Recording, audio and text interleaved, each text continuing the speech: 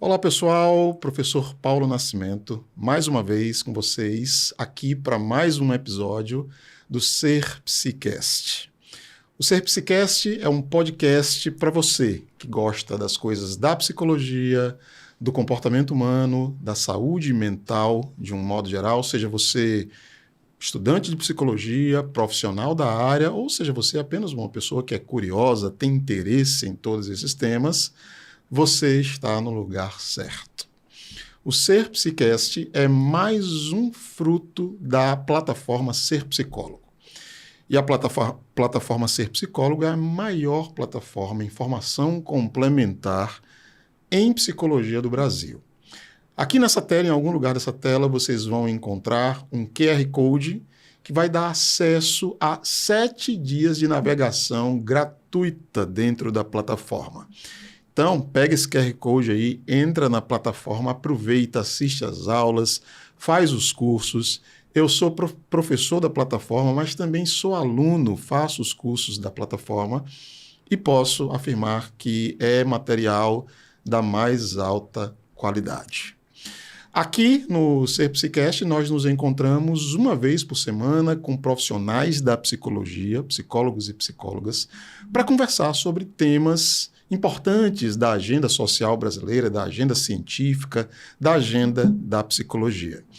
Nesse episódio, nós vamos conversar sobre um tema acerca do qual eu tenho profundo interesse, então estou muito animado, muito curioso para ouvir a nossa convidada de hoje, porque a gente vai falar sobre uma teoria interessantíssima na história da psicologia, sobretudo no século XX, mas eu não tenho certeza se é das teorias mais amadas pelos psicólogos e mais praticadas, inclusive, pelos psicólogos brasileiros, que é a psicologia histórico-cultural. Alguns chamam de sócio-histórica, nós aqui vamos chamar de psicologia histórico-cultural.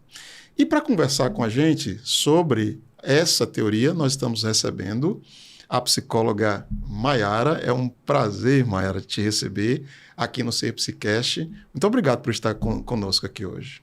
Eu adorei o convite, fiquei muito feliz, até porque é um projeto que vem colaborando com a formação continuada de diversos colegas de profissão e para falar dessa abordagem que é tão cara, tão querida por mim, então agradeço muito o convite. Olha, eu quero logo te dizer que você tem uma responsabilidade muito grande, viu? Porque eu amo a psicologia histórico-cultural e eu tenho muita curiosidade, eu estou muito ansioso assim, para te ouvir falar sobre isso.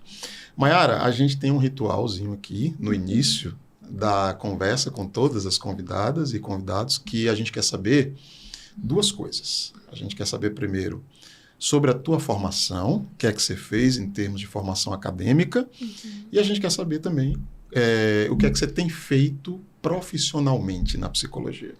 Combinado, vamos lá.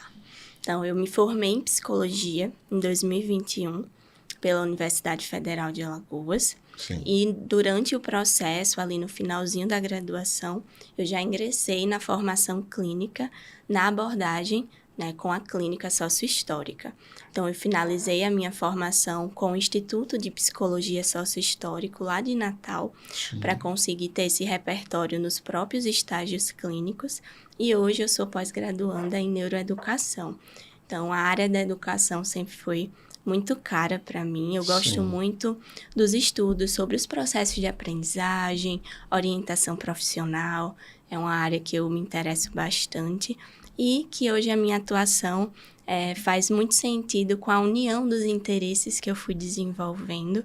Então, hoje eu atuo como psicóloga clínica com essa abordagem, com atendimentos online para adultos especialmente, e o público acadêmico, profissionais da educação. Eu não me desvinculei desse universo, assim, e também faço parte da comissão do nosso Conselho Regional de Psicologia, CRP que é 15. Isso, aqui de Alagoas, que é a PsinaED. Então, a gente desenvolve diversos momentos formativos, orientativos para os profissionais que estão aqui na área da educação. E hoje eu também sou mediadora e organizadora de um grupo de estudos que se chama Espaço Dialético, que também desenvolve trabalhos na perspectiva histórico-cultural. Esse grupo está vinculado a alguma instituição? Não, é uma iniciativa própria minha com 2 amigas psicólogas, Que legal. a Mari e a Ana. Como é que isso funciona? A gente constrói diversos ciclos de leituras que funcionam de forma bimestrais para fazer as leituras da perspectiva. Então, ou de temas contemporâneos ou de um livro completo da obra, para que a gente consiga ter esse espaço democrático, acessível para estudantes que se interessam pela abordagem e trocar com pessoas de todo o Brasil. Sim. Foi assim que a gente foi se fortalecendo também enquanto perspectiva, encontrando quem estava estudando em outros espaços. As reuniões são presenciais? São online. Online. Minha associação de Natal, eu Sim. conheci todo mundo pela internet. Sim, de outro estado. Isso. Então, a gente foi desenvolvendo no online, abarcando, Sim. e estamos aí há 3 anos. Outras pessoas que queiram ingressar, que se interessam, o pessoal vai ouvir a sua conversa, a nossa conversa, de repente rola um interesse, como é que as pessoas podem fazer para participar desse projeto? Podem nos acompanhar, o Instagram é Espaço Dialético, e nós abrimos inscrições ao longo do ano nesse formato de ciclos bimestrais, né? Uhum. Então, todo ano nós temos 3, 4 ciclos e sempre temos outros produtos disponíveis também, como e-books para você acessar as leituras da perspectiva, outros grupos nossos que ficaram gravados. A gente tenta aí realmente ser um espaço de disseminação da histórico-cultural. É tudo gratuito, não tem taxa? Tem uma taxa. Tem uma taxa, tá. Sim, de inscrição, temos certificação também, né? Então, a gente faz para manter funcionando, mas num valor acessível para que seja um espaço que o estudante consiga dar esse primeiro passo, conhecer, se identificar, depois ampliar essa formação e talvez voltar para continuar se atualizando. O próprio grupo é quem emite esse certificado? É o próprio grupo que certifica? Isso, nós somos 3 psicólogas, nós emitimos esse certificado.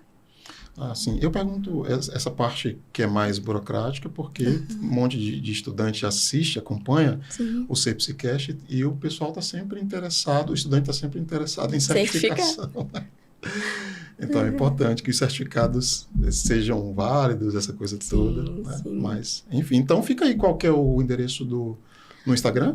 @Espaço Dialético. @Espaço Dialético. Então, o pessoal entra lá para conferir. Mayara, ainda nessa dimensão assim, mais da tua biografia, da tua trajetória pessoal, antes da gente começar a conversar, como é que você prefere que a gente chame? Teoria sócio-histórica ou histórico-cultural? Tem uma discussão teórica aí para se utilizar uma forma de referência ou outra? Sim. Imagino que tenha, né? Chamar de histórico-cultural não é a mesma coisa que chamar de sócio-histórico. Toda palavra carrega a sua história, né? Todo termo dentro da psicologia. Sempre vai ter um termo que a gente escuta e, nossa, aquela pessoa é daquela abordagem, certo? Então, a história dessa divisão, que não é bem uma divisão, mas são diferentes aproximações teóricas, vamos dizer assim. Quando nós escutamos psicologia sociohistórica, é a forma que a psicologia dos estudos do Vygotsky chegou no Brasil. É através dessa aproximação com a psicologia social. Então, foi feita para o que estava acontecendo naquele período histórico, nos anos 70, ali na crise da psicologia no Brasil, que precisava desse arcabouço de reflexões críticas sobre metodologias para analisar esses fenômenos complexos sociais que estavam acontecendo e que a psicologia tradicional não estava dando conta ali, né, de construir explicações para esses fenômenos. Então, sociohistórica se aproxima principalmente, né, da discussão do pessoal como a Silvia Alane, como a Ana Bock. Então, é esse tipo de aproximação. Sim. E quando a gente se posiciona como histórico-cultural, é quem vai principalmente para os fundamentos da psicologia soviética, com os 3 principais autores, o Luria, o Leontiev, o Vygotsky e outros, como Rubinstein, Zeigarnik. Sim. Então, tem um bando de gente legal que construiu essa perspectiva. Então, essa base mais voltada para o que realmente estava sendo produzido ali na Rússia e que hoje nós estamos tendo esse acesso dessas traduções mais coerentes, assim, né? Vamos dizer. Então, a diferença seria essa. Não é que é completamente oposto, mas cada grupo de pesquisa, né, vai se desenvolvendo e se aproximando de alguns conceitos, de algumas discussões, e eu, pessoalmente, acredito que essas discussões não colaboram com a nossa categoria, que já é tão cheia de conflitos. Sim. Então, essa briga de é sócio-histórico ou histórico-cultural não colabora para que haja um fortalecimento dessa abordagem que já não teve uma entrada tão forte aqui no Brasil, na prática clínica mesmo. Então, eu vejo que algumas pessoas hoje até colocam sócio, histórico, cultural, porque a gente está aí nesse mesmo barco desse solo fértil que é essa perspectiva, né? Apesar das diferentes aproximações. Perfeito, perfeito. Então, eu vou tratar aqui, sempre vou usar sócio-histórica, psicologia sócio-histórica, tá? Vamos lá, Mayara. Olha só, o nosso podcast ele é muito acompanhado por estudantes, muitos profissionais que acompanham também, pessoas que também não são psicólogos ou psicólogas, mas são curiosas, e muitos estudantes de psicologia em função da plataforma Ser Psicólogo, que é uma plataforma que é muito querida pelos estudantes, né? Então, em função da característica dessa audiência, eu queria que você começasse. Vamos assim da base, tá? Do comecinho, do basiquinho. Define pra gente assim, o que é a psicologia sócio-histórica? O que é que propõe? É uma abordagem, a gente pode chamar assim, né? O que é essa abordagem? Qual é o seu contexto de surgimento? No que ela se diferencia do que já existia na psicologia? Bora começar por aí? Bora lá. Sim. Então, a psicologia histórico-cultural, ela é uma perspectiva dentro da psicologia, uma teoria que surgiu no contexto de uma revolução russa, de um momento revolucionário que aconteceu em 1917, em que a luta de classes reverbera no pensamento científico e, claro, no da psicologia.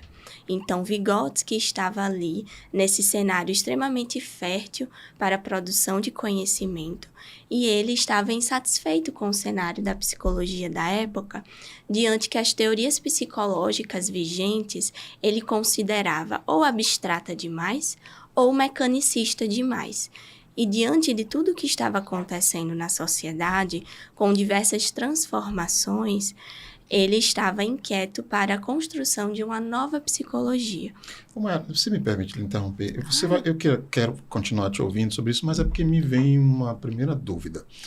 Nós estamos falando, você mencionou um ano, você fala a Revolução de 1917, outubro, né? De 1917, nós estamos falando da Revolução Russa. Né? Nós estamos falando do contexto russo. Isso. Já havia, você sabe me dizer se já havia uma penetração forte da psicologia ocidental nesse contexto russo? Porque, veja, em 1917 já há uma produção robusta da psicologia na Europa. Sim. Os pesquisadores alemães, a gente já tem, por exemplo, a psicanálise avançada, a gente tem os teóricos da Gestalt com um trabalho avançado. Nos Estados Unidos, a mesma coisa, William James, né? Dentre outros. Pavlov na Rússia, nos Estados Unidos, em 1917, o John Watson já tinha lançado, por exemplo, o Manifesto Behaviorista, já estava circulando, alguns anos antes, inclusive. Você saberia me dizer em que medida, porque você disse que Vygotsky se contrapõe a alguns modelos que ele encontra. Então, isso corresponde a dizer que a psicologia que já estava sendo produzida na Europa e nos Estados Unidos é a psicologia a quem Vygotsky vai criticar, vai se opor? Ela tinha uma penetração já forte no contexto russo? O Vygotsky tem uma escrita extremamente dialética, conforme os princípios da sua abordagem. Então, quem já teve a oportunidade de pegar um texto dele, vai ver que ele descreve Por exemplo, toda a teoria do Pavlov, e depois ele vai fazer os seus comentários, o que ele acredita que é potente, o que ele discorda e o que ele propõe. Então, a perspectiva foi criada nesse movimento, de levantar tudo que estava sendo construído ali na psicologia. Então, principalmente da Gestalt também, ele vai visitar esses autores e construir a partir desse movimento mesmo. Sim. De o que é que está sendo produzido, o que a gente pode, o que é interessante e o que eu critico e o que eu acho que pode ser diferente. Nós nunca vamos ter acesso a uma crítica pela crítica. Então, a gente aprende, inclusive, sobre outras abordagens e pensamentos na leitura do Vygotsky. Então, era muito em voga a reflexologia, por exemplo. Sim. Ele, inclusive, tem uma fase mais fundamentada na lógica da reflexologia e depois isso se transforma quando ele constrói essa teoria. Ele vai avançando mesmo no ritmo da sua construção da teoria. Então, a gente vê esse desenvolvimento dele enquanto pesquisador e autor nos próprios manuscritos, né? Do que estava acontecendo e sendo construído, e vai estar tudo ali registrado então, também. Então, você está dizendo que ele, sim, estava a par...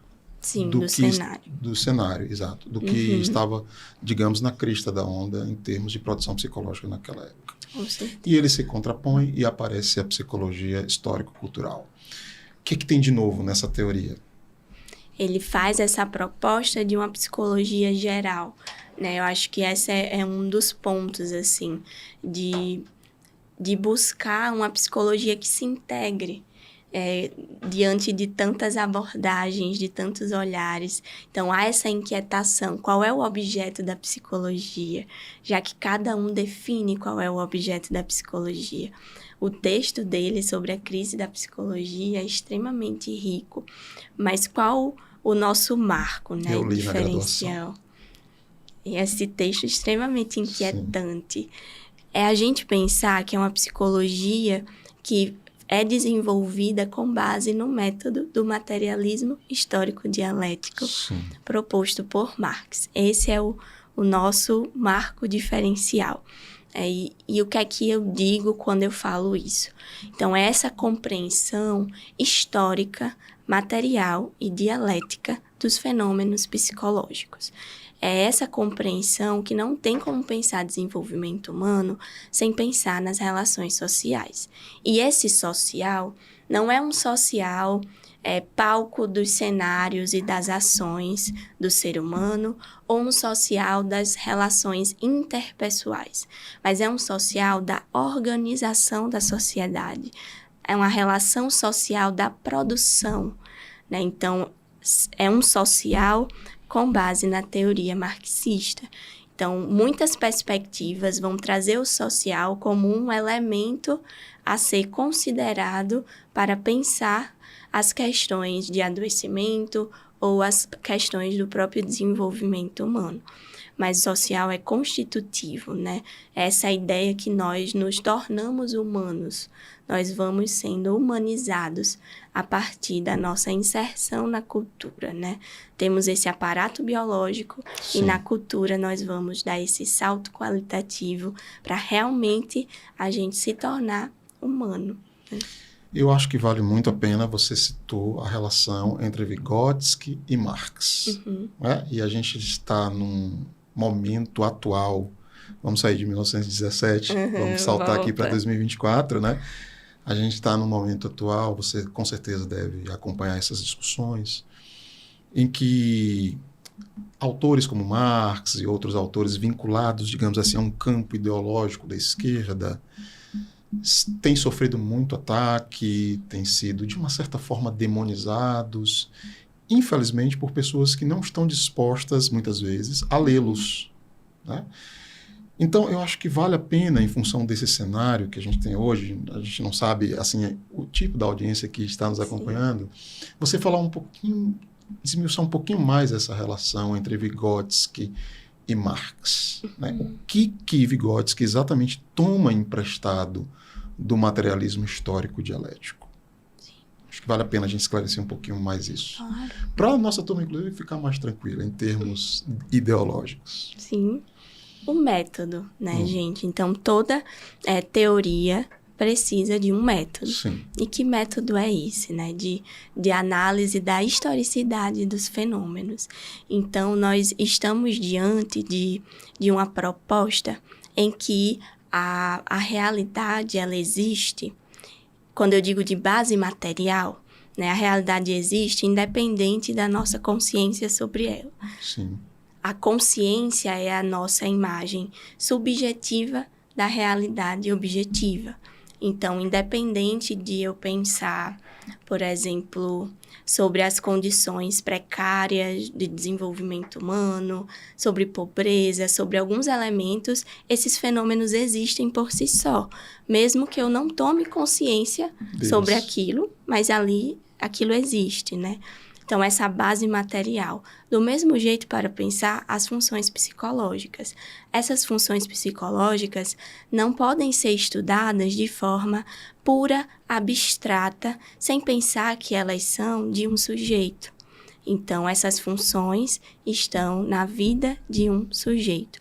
Qual é o lugar, qual é a função dentro desse funcionamento desse sujeito que tem um modo de vida específico, que está dentro de um cenário com particularidades que vão promover certas potências e certas limitações para todo o desenvolvimento potencial que esse ser humano pode ter. Então, quando a gente fala de método, é isso, essa análise histórica. Como é que esse comportamento que eu estou vendo aqui hoje se constituiu dessa forma? Então, eu preciso retomar, entender a história, como é que isso foi se constituindo. E esse princípio da dialética, né? Que a partir do momento que eu transformo, eu também sou transformado. Então, isso na clínica, né, quando a gente pensa no método, é a clínica como esse instrumento de transformação social. Não é à toa que eu escolhi. Esse, para mim, é um dos princípios mais bonitos da perspectiva orientada socialmente. Então, se eu estou colaborando com o desenvolvimento daquela pessoa na clínica e essa pessoa vai conseguindo identificar e perceber e se apropriar cada vez mais dos elementos da sociedade, entendendo, identificando quais são aqueles aspectos que desumanizam, que adoecem, que estão ali, enfim, né, minando essa potência de agir dele, ele vai conseguindo tomar consciência, criar recursos com o nosso suporte e transformar suas ações no mundo. Então, essas micro-revoluções, as ações dessa pessoa no mundo vão se traduzir em transformações também na sociedade, quando a gente pensa nessa dialética, né? Muito legal. Eu estou aqui pensando o quanto, de fato, se a gente recuar até o cenário da década de 1910, né, o ano base aqui é o ano de 1917, o quanto, de fato, essa é uma perspectiva absolutamente nova e original no contexto da psicologia, né? Porque a gente tem um cenário, nesse momento, a gente tem um cenário de abordagens psicológicas que estão tentando se assentar conforme o paradigma da ciência moderna. Muitas vezes reduzindo o ser humano a seus determinantes biológicos, como inclusive acontece muitas vezes hoje ainda, né? Com essa coisa forte aí, por exemplo, das neurociências. Né? Muitas vezes a gente tem reducionismos. E o que você está dizendo é que o Vygotsky e os demais colaboradores, né, que a gente ainda vai conversar um pouquinho, estão abrindo uma perspectiva ao situar o sujeito enquanto sujeito de condições históricas e culturais. Ele está abrindo, de fato, uma nova concepção da própria pessoa, né? Uma nova concepção do sujeito. Ótimo. Mayara, além de Vygotsky, que você já citou Vygotsky, quem mais poderia ser citado assim como gente que ajudou a fundar o campo? Nós temos o que chama-se de troika, que é o trio em russo, né? Sim. Então, junto com Vygotsky, existe o Luria e o Leontiev Alexander Luria. Isso. Não é isso? E o Leontiev é Eu não lembro o primeiro nome do Leontiev. Também não vou lembrar, não. Sei que o Luria é Alexander, né? Isso. Acho lindo esse nome, Alexander Luria. Exatamente. E Luria vai desenvolver a neuropsicologia Sim. histórico-cultural.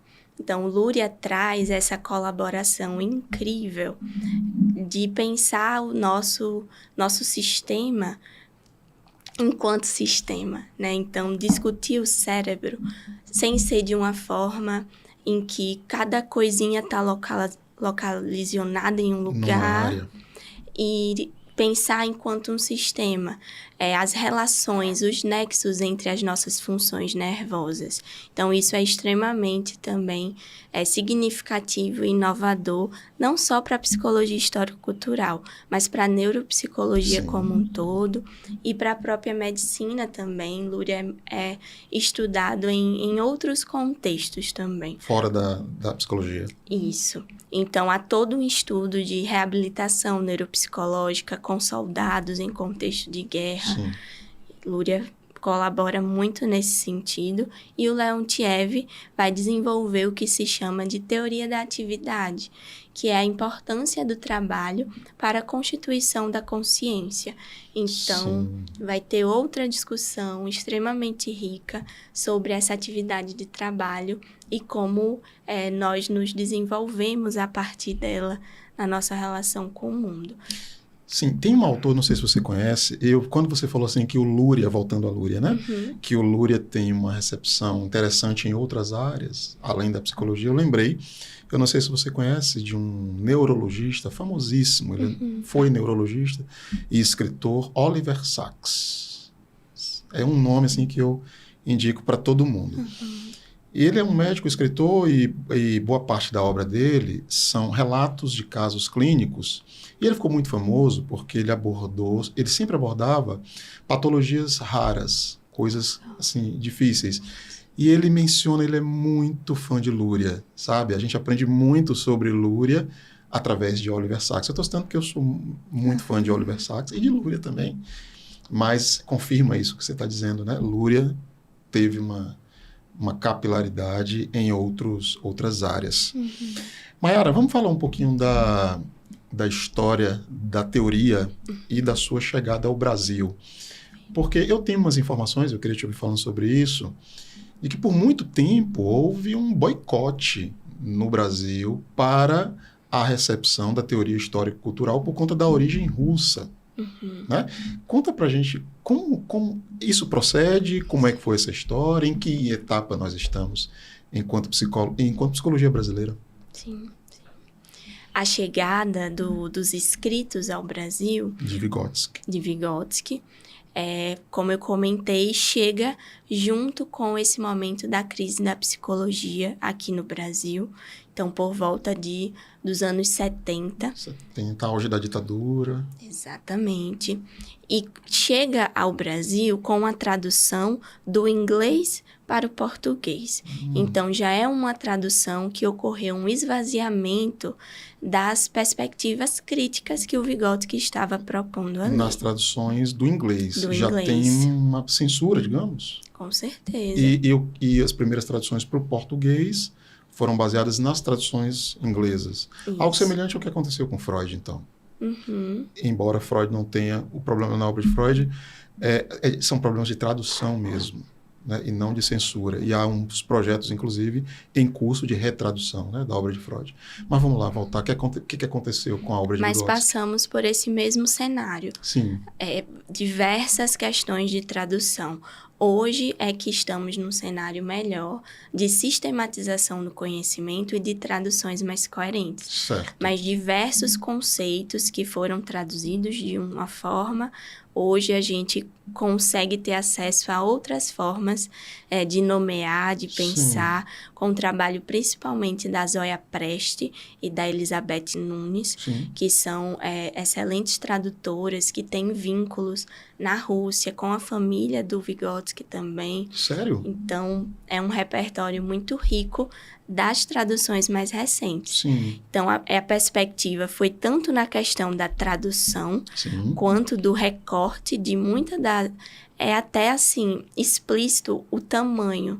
Sim. Então, a primeira obra, Pensamento e Linguagem, ela vem assim. Quando temos a tradução... Isso, eu já vi. É gigante. Ela fica muito maior. Quanta coisa foi? Cortada, né? Cortada também pelo contexto revolucionário, sim, né? Então, ali tem as marcas da proposta com base no método do materialismo histórico dialético, tem as questões políticas, né? O posicionamento político ali dele também. Do Vygotsky. Do Vygotsky. Que então, curioso. Corta. E por isso também que a teoria é bem aceita na educação, né? Porque imagina só, chegar com uma perspectiva que o Vygotsky é extremamente, né, base para políticas públicas de educação, junto com Piaget, né, grandes teóricos para pensar aprendizagem e desenvolvimento, mas imagina chegar com o pé na porta, que é um autor de um contexto revolucionário de base marxista. Se Paulo Freire, ainda hoje, tem pessoas que falou o nome de Paulo Freire já... Não é bem aceito, já tira o nome do Paulo Freire daí, não fala isso. Então, ocorreu isso e também aconteceu que nós não tivemos acesso a toda a obra dele. Então, chega para cá as obras do desenvolvimento da criança, de aprendizagem, de desenvolvimento. Então, ganha-se corpo no campo da educação, porque é o que a gente tem acesso naquele primeiro momento. Sim. E depois é que a gente vai nesse ritmo de novas traduções, desses pesquisadores que estão ali envolvidos para os cadernos clínicos do Vygotsky. Então, o Vygotsky tem trabalhos de intervenções clínicas. Ele não foi um psicólogo de gabinete. Seria muito incoerente diante de uma perspectiva de base materialista desenvolver seus trabalhos sem o método experimental, sem intervenções clínicas, sem ter esses experimentos, né? Então, nós fomos tendo esses acessos com as traduções, ganhando cada vez mais corpo na América Latina e chegando aqui no Brasil também. Então, esse movimento de abertura para o trabalho de Vygotsky é motivada pelo que você chama de crise da psicologia brasileira, que é essa necessidade, eu imagino que seja a necessidade de fazer a psicologia uma ciência mais coerente em função de tudo que estava acontecendo, né, no Brasil. Tem uma importância que se dá também à Associação Brasileira de Psicologia Social, a ABRAPSO, né? Sim. Nessa questão toda. Nomes, você citou já Silvia Lani, quem mais? Ana Bock. A própria Ana Bock está aí até hoje. Exatamente, sim. E a gente está num cenário de movimentos sociais, sim, de movimento feminista. Então, começa, né, nos anos seguintes, o desenvolvimento do SUS, saúde pública. Sim. Então, tudo isso demanda um novo repertório para que a psicologia consiga atender a complexidade do que estava acontecendo, né? E o Vygotsky vivenciou isso em outro momento, né? E essa proposta que propõe romper com essa dicotomia que é tão forte na psicologia, né, no cenário vigente de corpo e mente, sim, social e individual. Então, a busca dessa nova psicologia é romper com isso, é integrar, é que a gente consiga entender isso de forma integrada, né? Então, todos esses colaboradores e o cenário fértil para que a perspectiva chegasse, essa inquietação de uma psicologia que está socialmente implicada com as questões que estavam acontecendo, né? Que beleza. Olha, deixa eu te dizer, eu só conheço 2 títulos de Vygotsky, acho que em função do que você acabou de dizer, a censura, né, os cortes.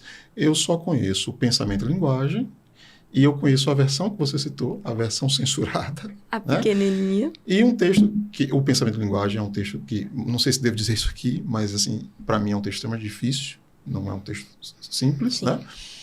E um texto que eu gosto, esse eu sinto ele mais acessível, é A Formação Social da Mente, que é um texto póstumo, não é isso? A Formação Social da Mente, pelo que me consta, é uma coletânea de artigos. Isso. Que foi organizada póstumamente, depois da morte de Vygotsky. Então, o estudante, o profissional, a pessoa que queira ler Vygotsky hoje, no Brasil, ele dispõe de mais obras traduzidas, não é isso? Sim. E de traduções feitas diretamente do russo. Perfeito, sim. Nós temos hoje a principal editora, assim, que faz Sim. essas publicações, é a editora Expressão Popular. Conheço. Então, nós temos os títulos maravilhosos e que se propõem exatamente nisso. Hoje estamos no cenário de sistematização. Então, a escrita dos autores, do Vygotsky e dos demais, são em manuscritos diversos. Sim. Então, não é um trabalho só de tradução, mas de sistematizar e fazer essa coerência, né? De não, então vamos reunir isso aqui para que seja possível um livro que a gente consiga juntar em grandes campos. Então, nós temos Imaginação e Criação na Infância, que é um livro belíssimo. Nós temos o livro da Defectologia, que é o trabalho com as crianças com deficiências, a criança especial, como ele coloca ali na época, as nomenclaturas. Sim. Então, que fala sobre esse desenvolvimento típico e atípico, diferente, que é incrível. Temos Psicologia e Desenvolvimento, que ele vai trazer conceitos muito caros e difundidos, como da Zona de Desenvolvimento Proximal. Temos o próprio livro das 7 aulas de Vygotsky, que é sobre esse aspecto do método clínico, que são literalmente as aulas ali, então é extremamente didático, diferente de pensamento e linguagem. Sim. Então, hoje a gente está num cenário muito melhor e de muitos grupos, cursos, formações, principalmente nas redes sociais, no formato online, que estão convocando e reunindo os colegas que têm essa aproximação. Temos grandes grupos em Natal, que é onde eu fiz minha formação, no Ceará e em Maringá, são os que eu mais tenho proximidade. Maringá tem pós-graduação na UEM, que é extremamente vinculada à psicologia histórico-cultural. Então, com a Raquel Guzzo, por exemplo, que também está lá. Então, a gente tem um belo time por aí que está reunindo. Eu conheci a Raquel Guzzo por conta de um livro sobre o Inácio Martim Baró. Um autor que você deve conhecer, né? Que é maravilhoso, o Baró. Essa obra do Vygotsky, essa tradução, ela está em curso ou ela já foi concluída? Você sabe dizer isso? Os livros que eu citei? Não, essas que você citou já devem ser obras traduzidas. Isso. Você citou os títulos em português. Eu digo assim, o todo do trabalho do Vygotsky é uma tradução em curso ou isso já está completo? Já temos, por exemplo, assim, obras completas? Estamos em curso, especialmente os tomos que a gente chama. Sim. Os tomos estão em espanhol, por exemplo. Então, temos muita coisa em espanhol ainda, que são esses cadernos mais próximos de quando ele já estava doente, né? Então, foi uma morte precoce, ele morreu aos 37 anos, 1934, exatamente. Então, tem muita coisa que está nesse formato. Está em curso algumas, mas temos em espanhol. Sim. Mas grande parte já vem sendo traduzida nesse formato, né, de livros e principalmente com pesquisadores que tomam para si determinada discussão e desenvolvem seu trabalho ali. Então, por exemplo, a teoria das emoções dentro da histórico-cultural foi um dos últimos aspectos que ele estava desenvolvendo quando estava doente. Então, ele não conseguiu fechar o que ele estava propondo. Então, uma das principais referências quando a gente pensa em emoções em Vygotsky é a Gisele Toassa. Então, ela vai ter desenvolvimento de toda a pesquisa dela, de trabalho acadêmico, de doutorado, livro, voltado para a teoria das emoções no Vygotsky. Então, a gente tem muito isso hoje. Alguns grupos ou pessoas que se encarregam de dar essa continuidade e sistematizar também isso. Mayara, eu vou voltar um pouquinho na nossa conversa, porque eu simplesmente adorei quando você fez um resumo do contexto, da década de 70, a psicologia brasileira com sede de reinvenção, novos rumos, país em processo de redemocratização, você citou o SUS, né? Outras políticas relacionadas com direitos sociais e a psicologia tentando renovar e encontra na obra de Vygotsky um parceiro, né? Um interlocutor bem interessante. Então, a gente já sabe, por exemplo, que na pedagogia, você mencionou já, na educação, Vygotsky tem uma recepção calorosíssima, né? Ele é amadíssimo, né? Na educação. Então, com base nisso tudo, eu quero te perguntar o seguinte: quais são as áreas de atuação da psicologia em que se pode trabalhar com a teoria histórico-cultural? A gente já citou aqui educação, você já mencionou, você já falou da sua prática clínica, né? Mas eu estou pensando nesse cenário, você citou SUS, por exemplo. Então, com base nessa teoria, onde é que o profissional pode atuar e fazendo o quê? Eu gosto de pensar que toda a perspectiva da psicologia é o nosso arcabouço de suporte, é onde a gente bebe para se sentir potente para desenvolver psicologia, independente da área que a gente está. Né? Então, até o meu próprio processo de ir para a clínica só foi possível porque eu conheci pessoas que estavam desenvolvendo uma clínica com base na histórico-cultural. Então, para pensar clínica, primeiro eu tive que pensar que era possível dentro da abordagem. Então, hoje eu penso que o psicólogo que tem como base a perspectiva histórico-cultural pode colaborar em qualquer área da psicologia. Qualquer área. Porque as questões são os princípios teóricos e metodológicos para que você analise e colabore com aqueles fenômenos, né? Então, nós temos acesso a colegas que estão nessas diferentes áreas, seja no hospital, em contexto de residência, seja no contexto jurídico, SUAS, o desenvolvimento dessa prática em diferentes espaços, porque quando a gente pensa nesses espaços, a gente pensa em outros repertórios que vêm junto com esse posicionamento da história cultural. Então, por exemplo, a determinação social desse processo de saúde e doença. Sim. Com esse princípio, com essa forma de investigação e de construção de estratégias, eu vou para muitos espaços.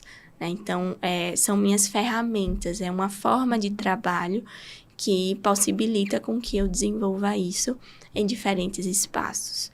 Não sei se me faço entender. Sim. E existe no âmbito da saúde o que a gente chama, né, de determinantes sociais da saúde e da doença. Né? Eu digo isso porque nós, na psicologia, você está falando dessa questão dos posicionamentos políticos, da psicologia sócio-histórica, mas, por outro lado, a gente tem muitas abordagens da psicologia que bebem em outras fontes culturais, filosóficas, e que são extremamente centradas no indivíduo, muitas vezes culpabilizando o indivíduo, né, pelos seus processos, pelo seu adoecimento. E é muito ruim isso, porque geralmente quem atua dessa forma nem conhece, nunca fez uma reflexão sobre os fundamentos filosóficos mesmo, que embasam, né, a sua abordagem. E você está trazendo aqui que essa coisa, pelo que eu entendi, essa coisa do compromisso ético com a transformação das condições sociais é uma coisa que faz parte da abordagem histórico-cultural, onde quer que o psicólogo esteja. É mais ou menos isso? Exatamente. Porque como é que nós podemos pensar que construir o cuidado com uma pessoa que é um trabalhador de shopping, que é filho de uma mãe solo, dentro de um cenário periférico, é a mesma vivência, o mesmo desenvolvimento de uma pessoa em um cenário completamente diferente, não sei, herdeiro de uma grande nacional e uma pessoa branca e uma pessoa com um repertório de acesso à educação totalmente diferente. Então, são desenvolvimentos diferentes, inserção nessas relações diferentes, né? O lugar que aquela pessoa ocupa permite que ela desenvolva determinadas potências ou não.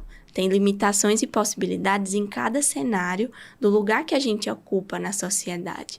Então, dentro, né, de outras áreas da psicologia, se eu vou acolher essa família, como é que eu vou pensar em passar para um encaminhamento psiquiátrico, pensar medicação, sem saber, por exemplo, se aquela pessoa tem a alimentação básica do dia a dia dela, se ela sabe ler aquela prescrição, ela é alfabetizada, ela sabe ler aquela prescrição, ela está conseguindo acessar aquilo que a gente está conversando, por exemplo. Então, eu preciso desenvolver esse olhar contextualizado, né? Contextualizado com as condições de vida de cada pessoa ou de cada cenário que eu estou. Se eu estiver no RH, da mesma forma, qual é esse cenário dessa instituição para que eu consiga escutar esses trabalhadores conforme essa cultura organizacional, por exemplo, né? Sim, sim.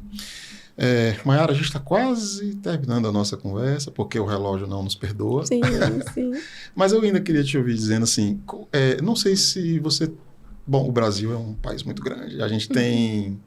O último número que eu acessei, se eu não me engano, são 304 mil psicólogos atualmente vinculados ao CFP, né? Ao Conselho Federal de Psicologia e aos diferentes CRPs.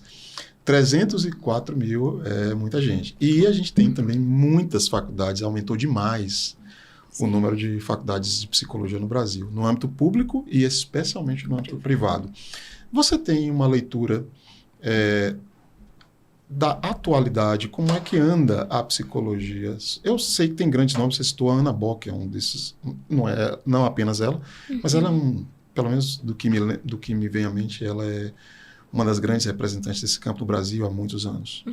Você saberia fazer uma análise assim, de como é que está a recepção da psicologia sociohistórica no Brasil na atualidade?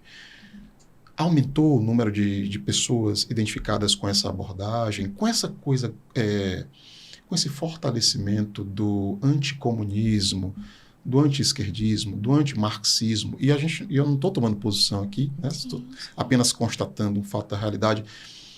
Isso teve algum efeito sobre a psicologia sociohistórica no Brasil? Porque você citou Marx, você citou materialismo histórico dialético, e hoje tem essa onda aí de conservadorismo, de anti-esquerdismo, de anti-marxismo, né? Isso teve algum efeito na psicologia? Ou não? A psicologia histórico-cultural continua nadando a braçadas largas? Como é que você analisa isso? Eu vejo, né, que acho que um grande marco para pensar, né, esse cenário é a pandemia. Sim. Eu acho que a pandemia demonstra que nós precisamos de uma perspectiva de saúde que olhe para o coletivo, que não tem como fazer saúde sem pensar na sociedade que a gente vive e no coletivo. Então, eu acho que a pandemia é esse grande marco de inquietação dentro da nossa formação enquanto psicólogos, de buscar reflexões críticas dentro da psicologia para pensar, e uma delas, né, ou se a pessoa tem acesso também, que dentro das universidades muitas vezes a gente não tem acesso a todas as abordagens possíveis, não tem. Mas de pensar em uma perspectiva socialmente implicada, né? No seu olhar, nas suas bases ali teóricas, metodológicas. Então, eu acredito que muitas pessoas se aproximaram da abordagem diante do cenário da pandemia, que convoca a gente a pensar diferente sobre os processos de saúde, de entender que o sofrimento está sendo constituído no social. Sim. Os recursos de enfrentamento também serão dessa forma, né? Nós nomeamos as coisas e os significados mesmo do adoecimento, né? Quem decide quais são as experiências humanas que merecem cuidado é a classe dominante que está ali definindo. Então, o burnout, ele entrou enquanto uma categoria, né, dentro do adoecimento, recentemente. Virou doença ocupacional. Recentemente. Então, tudo isso é extremamente significativo para a gente pensar esse cenário. As pessoas só estão entrando em burnout agora? Não. Então, por quê? Por que se compartilha disso agora, que essa experiência merece de cuidado? Então, eu acredito que é um cenário de inquietação por conta dessas crises na política mesmo aqui no Brasil, né, as eleições, a pandemia, que faz com que as pessoas se aproximem cada vez mais da abordagem histórico-cultural que responde a muitas dessas questões que inquietam os estudantes ou os profissionais no geral. A pandemia, eu concordo absolutamente com a sua leitura, a pandemia nos mostrou que as pessoas não sofrem de modo igual, né? De modo homogêneo na sociedade. O sofrimento, a saúde depende do lugar social que o indivíduo ocupa, né? O Boaventura de Souza Santos, importante sociólogo português, lança um texto fenomenal no iníciozinho da pandemia, mas eu acho que ainda vale a pena quem quiser ler. Deixo aqui como indicação A Cruel Pedagogia do Vírus. Olha esse título, A Cruel Pedagogia do Vírus. Ele faz exatamente essa reflexão. A pandemia, dentre outras coisas, nos mostra o quanto o sofrimento é desigual e ele é marcado pela posição social que diferentes pessoas ocupam, né, na sociedade. Então, em função de um país que tem tanto ainda o que melhorar, as condições de vida das populações periféricas, acho que tudo isso ainda mostra que a psicologia sócio-histórica está longe, né, de esgotar os seus potenciais. Mayra, eu quero te agradecer. Eu fiquei muito encantado, muito satisfeito. Tá? Eu fico extremamente feliz. Olha, eu converso toda semana aqui com diferentes colegas e estar aqui nesse lugar que eu estou é um privilégio muito grande, porque eu aprendo tanto, eu tenho aprendido tanto e hoje eu aprendi demais com você. Eu estou muito satisfeito, eu quero te agradecer. Eu quero te parabenizar, né, pelo teu trabalho e deixar as portas abertas para quando você quiser voltar. Eu que agradeço. Tá, que papo bom, que papo bom. Nem vejo o tempo passar. Foi, boa. Fico muito feliz também com o espaço para que ainda mais pessoas conheçam a perspectiva. Você está nas redes sociais? Estou sim. Você está no Instagram? Estou. Deixa aí o seu Instagram para quem quiser acompanhar. Mai Porto Psi e desenvolvo esse trabalho. Com Y. Com Y, isso. Mai Porto Psi. E eu desenvolvo trabalho com abordagem, especialmente pensando a vida adulta, cheia dos desafios, né? Maravilha, maravilha. Obrigado mesmo, obrigada valeu. Mesmo. Olha, eu espero que vocês tenham gostado dessa conversa, tanto quanto eu. Eu adorei essa conversa, eu reassisto tudo, viu, depois. Eu reassisto os episódios 2, às vezes 3 vezes. Eu vou assistir esse episódio muitas vezes. Você que chegou até aqui, que ainda não fez a inscrição no canal, no YouTube, se inscreve no canal, marca o sininho, pega o link desse vídeo, coloca aí no grupo da faculdade, no grupo da família, vai ter alguém que vai se beneficiar dessa conversa. E não esquece do QR Code aqui na tela, 7 dias de navegação gratuita dentro da plataforma Ser Psicólogo para fazer os cursos lá dentro à vontade, tá? Vou me despedindo, muito obrigado por mais uma vez você ter ficado aqui com a gente. Um grande abraço e até o próximo episódio.